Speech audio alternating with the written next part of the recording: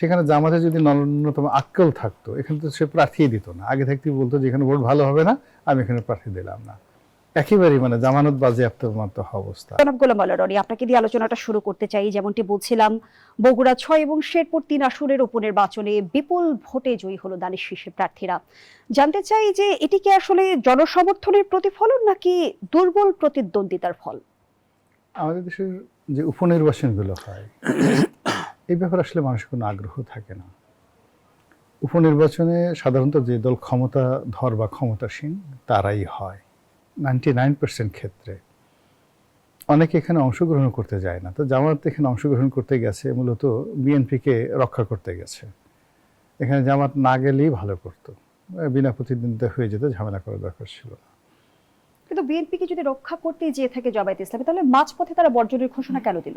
এটাই তো জামাতের এই জিনিসগুলো আমরা বুঝি না। এই জিনিসগুলো না বুঝার কারণে মনে হয় যে এটা একটা ঝামেলার দল।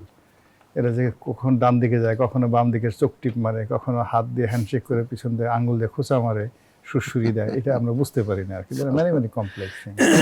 আপনার বগুড়ার মতো জায়গাতে আপনি কতগুলো জায়গা আছে, ফেনীতে বেগম খালেদা জিয়া, বগুড়াতে শহীদ জিয়া, তারপরে রংপুরে এরশাদ, তারপরে আমাদের গোপালগঞ্জ ফরিদপুরে এই অঞ্চলে আপনার যাকে বলা হয় আওয়ামী লীগ।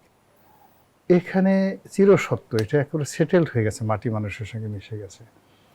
তো সেখানে বগুড়াতে গিয়ে যে সিটটা তারেক রহমানের সিট, সেটা ছেড়ে দিয়েছে অন্য জায়গায়। ওখানে যদি তারেক রহমান সাহেব যে কোনো একটা অন্ধ মানুষকে দিয়ে দিতেন, সেও ওখানে বিপুল ভোটে জয়লাভ করে আসতো। এটাই তারপর আবার ক্ষমতা আসছে ভোট না দিয়ে। সেখানে জামাতে যদি ন্যূনতম আক্কেল থাকতো, এখানে তো সে প্রার্থী দিত না, আগে থাকতেই বলতো যে এখানে ভোট ভালো হবে না, আমি এখানে প্রার্থী দিলাম না। তো সেখানে প্রার্থী দিয়ে মাঝপথে বর্জন করে এই জিনিসগুলো মানে এটা একটা নাটকের উপর নাটক আর কি। আলটিমেটলি ইতিমধ্যে কিন্তু জামায়াতের আমির এই নির্বাচনকে বিভৎস রূপ হিসেবে আখ্যা দিয়েছেন। অবশ্যই বিভৎস রূপ। তো বিভৎস রূপ হলো মানে যেহেতু তারা এখানে একেবারেই মানে জামানত বাজেয়াপ্তের মতো অবস্থা। আর জামাতের যতটুকু ইজ্জত ছিল, কয়েকজন আমাকে খুব বলার চেষ্টা করছিল যে এই 45 দিনে তারেক রহমান সাহেবের জনপ্রিয়তা এমন পর্যায়ে কমে গেছে, দেখবেন যে ওই যে তারেক রহমান সিট যেটা ছেড়ে দিয়েছে, তো সেই সিটে উপনির্বাচনে প্রার্থী জয়লাভ করতে পারবে না, সেখানে জামাতের প্রার্থী জয়লাভ করবে। এই ধরনের কথাবার্তা কিন্তু কয়েকজন বলার চেষ্টা করছিল। তা আমাদের আসলে দেশের যে রাজনীতি, এটা খুবই ট্র্যাডিশনাল, গতানুগতিক। আপনি গালাগালি করবে, বিএনপিকে গালাগালি করবে, জামাতকে গালাগালি করবে, জামাতের লোক আবার আওয়ামী লীগের লোক আওয়ামী লীগের গালাগালি করবে, কিন্তু দিন শেষে দাড়িপাল্লা, নৌকা আর ধানের শীষ, যে যার দলই ভোট দেবে, এই ট্র্যাডিশনের বাইরে যায় না। তো সেখানে বগুড়াতে যে নির্বাচন যেভাবে হওয়ার কথা ছিল সেভাবেই হয়েছে। বরং এখানে সরকারি দল ক্ষমতায়, তারা যদি জামাতের সাথে আরও খারাপ আচরণ করতো, ধাক্কাধাক্কি করতো, কিল ঘুষি দিত, কি করতে পারতেন বলেন? কিচ্ছু করার ছিল না। তো সেই তুলনায় যে বিএনপি ধৈর্য ধারণ করেছে, শান্তি গান্ধীবাদী নীতি ধারণ করেছে, জামাতকে ঘোরাফেরা করতে দিয়েছে, আমি মনে করি জামাতের আমিরের উচিত জনাব তারেক রহমান সাহেবকে ধন্যবাদ জানানো, যে অন্তত গণতান্ত্রিক একটা পরিবেশ এখনও জনাব তারেক রহমান সাহেব তিনি রেখেছেন পার্লামেন্টের ভিতরে এবং বাইরে। যদি উনি সেটা না রাখতেন, উনি যদি রাগ হয়ে যেতেন, উনি এখন যদি আরও শেখ হাসিনার মতো আচরণ করতেন, কি করার ছিল? কিচ্ছু করার ছিল না।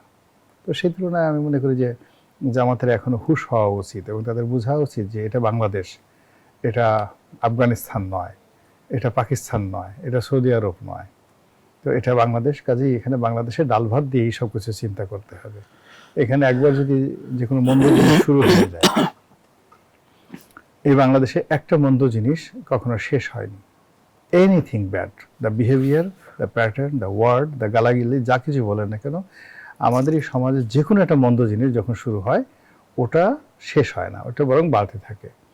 আবার অন্যদিকে ভালো জিনিস ধীরে ধীরে কিন্তু হারিয়ে যায়। আমাদের দেশে অনেক ভালো, আমাদের দেশে অনেক ভালো জিনিস ছিল, কৃষ্টি ছিল, কালচার ছিল, গান ছিল, বাজনা ছিল, শিল্প ছিল, সাহিত্য ছিল, কবিতা ছিল, সঙ্গীত ছিল, প্রেম, ভালোবাসা, সহানুভূতি, সামাজিকতা, অসাধারণ জিনিসগুলো ছিল। ধীরে ধীরে জিনিসগুলো হারিয়ে গেছে, এগুলো আর ফিরে আসবে না।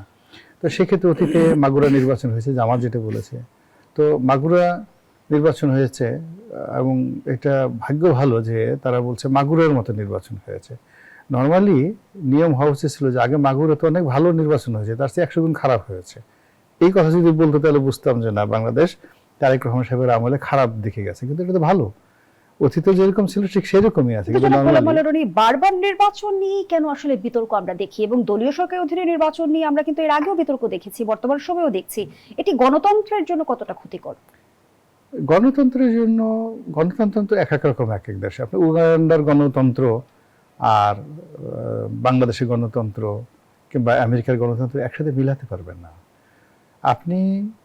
মানে দেলোয়ার হোসেন সাঈদীর একটা বিখ্যাত ওয়াজ ছিল, তো সে ওই বরিশাল যাওয়ার পথে বলে যে আমি ঢাকা থেকে আসতেছি, আসার সময় লঞ্চে আমরা তো সবাই সিট বিছানা পেতে ঘুমিয়ে ঘুমিয়ে আসি, তখনও কেবিন সিস্টেম চালু হয়নি। তা আমার পাশে যেই লোক ছিল তারও বিছানা ছিল, তা আমি একটু বাথরুমে গেছি, এসে দেখে কি যে আমার সেই বিছানাটা ঠেলে অন্ততপক্ষে 6 থেকে 7 ইঞ্চি ছোট করে ফেলছে। তখন সেই ভদ্রলোককে সাইদি সাহেব বললেন যে ভাই, আপনাকে তো বাঁচাইছে, মানে আপনি আমাকে বাঁচিয়েছেন এই অবস্থায়, কিন্তু আপনার গ্রামের বাড়িতে আপনার জমির পাশে যার আইল আছে তার যে কপাল কত খারাপ আল্লাহই জানে, যে আপনি সকাল বিকাল আইল ঠেলে তার জমির যে কি অবস্থা করতেছেন। তো সেই রকম আর কি অবস্থা।